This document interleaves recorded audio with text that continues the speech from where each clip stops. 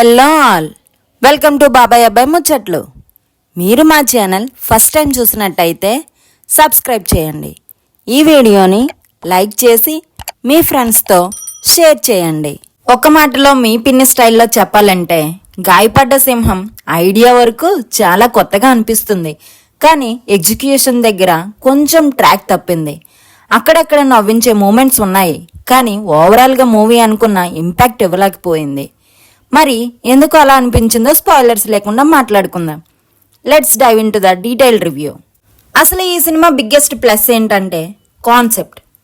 టాలీవుడ్లో ఇలాంటి wide and wacky idea చాలా రేర్గా వస్తుంది.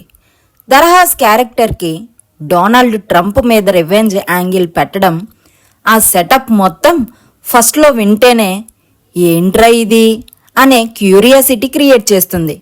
డైరెక్టర్ కశ్యప్ శ్రీనివాస్ డెఫినెట్లీ డిఫరెంట్గా ఆలోచించాడు అని అర్థమైపోతుంది. తరుణ్ భాస్కర్ గురించి స్పెషల్గా చెప్పాలి. తన న్యాచురల్ యాక్టింగ్ స్టైల్తో మూవీని చాలా వరకు క్యారీ చేశాడు.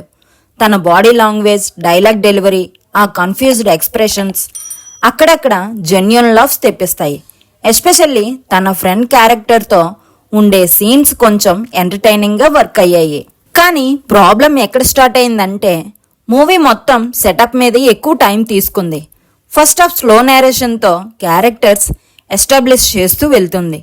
ఇప్పుడు ఏదో క్రేజీగా ఎక్స్ప్లోడ్ అవుతుంది అని ఆడియన్స్ వెయిట్ చేస్తారు, కానీ ఆ మ్యాడ్నెస్ సెకండ్ హాఫ్లో కూడా ఫుల్గా వర్క్ అవ్వలేదు. యాక్చువల్లీ సెకండ్ హాఫ్ స్టార్టింగ్లో కొంచెం హోప్ వస్తుంది. శ్రీ విష్ణు ఫ్యామిలీ ట్రాక్ కానీ, జేడి చక్రవర్తి ఎంట్రీ కానీ ఇప్పుడు సినిమా పికప్ అవుతుంది అనిపిస్తుంది, కానీ ఆ క్యారెక్టర్స్ని ప్రాపర్గా యూటిలైజ్ చేయలేదు. జేడి చక్రవర్తి లాంటి యాక్టర్ని ఇంకా పవర్ఫుల్గా వాడుకోవచ్చు. స్క్రీన్ ప్రెజెన్స్ ఉంటుంది కానీ మెమొరబుల్ మూమెంట్స్ లేవు. ఇంకా క్లైమాక్స్ సైడ్కి వెళ్ళాక సినిమా ప్యారడీ జోన్లోకి షిఫ్ట్ అయిపోతుంది. KGF narration spoof, Rohit Shetty cope universe references paper మీద ఫన్నీగా అనిపించినా స్క్రీన్ మీద అంతగా ల్యాండ్ అవ్వలేదు. అక్కడే మూవీ ఎమోషనల్గా కూడా కనెక్ట్ అవ్వకుండా, కామెడీగా కూడా ఫుల్ సాటిస్ఫై చేయకుండా మధ్యలో నిలిచిపోయింది. హీరోయిన్ క్యారెక్టర్స్ గురించి చెప్పాలంటే ఫరియా అబ్దుల్లా అండ్ మాన్సా చౌదరికి ఆల్మోస్ట్ స్కోప్ లేదు. అలా వచ్చారు, అలా వెళ్ళిపోయారు అనిపిస్తుంది.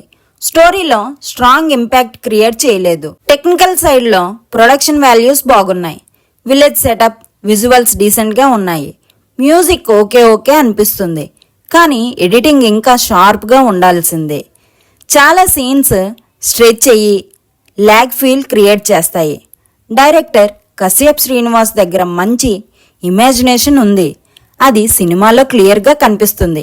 కానీ ఆ ఇమాజినేషన్ని ఎంగేజింగ్ స్క్రీన్ ప్లేగా మార్చడంలో కొంచెం తడబడ్డాడు. వ్యాకీ కామెడీ మీద ఫుల్ ఫోకస్ పెట్టి ఉంటే రిజల్ట్ ఇంకా బెటర్ ఉండేది అనిపిస్తుంది. ఓవరాల్గా చెప్పాలంటే గాయపడ్డ సింహం ఒక ఇంట్రెస్టింగ్ ఐడియాతో స్టార్ట్ అయ్యి ఫుల్గా రోర్ చేయాల్సిన ప్లేస్లో కొంచెం సైలెంట్ అయిపోయింది. అక్కడక్కడ నవ్విస్తుంది, కొన్ని సీన్స్ ఇంప్రెస్ చేస్తాయి, కానీ కంప్లీట్గా సాటిస్ఫై చేయలేదు. ఎక్స్పెక్టేషన్స్ ఎక్కువ పెట్టుకోకుండా వెళ్ళిన వాళ్ళకి ఓకేయిష్ ఎక్స్పీరియన్స్ ఇస్తుంది. మూవీలో ట్విస్ట్లు కానీ, ఫన్ మూమెంట్స్ కానీ స్పాయిల్ చేయకుండా రివ్యూ ఇచ్చాం. సో ఎవరైనా మూవీ చూడాలి అనుకుంటే స్టోరీ డీటెయిల్స్ అడగండి, థియేటర్లో ఎక్స్పీరియన్స్ చేయండి. సో ఇదండి గాయపడ్డ సింహం మూవీ రివ్యూ. మళ్ళీ కొత్త మూవీ రివ్యూతో మళ్ళీ కలుద్దాం. సైనింగ్ ఆఫ్, మీ పిన్ని ఫ్రమ్ బాబాయ్ అబ్బాయి ముచ్చట్లు.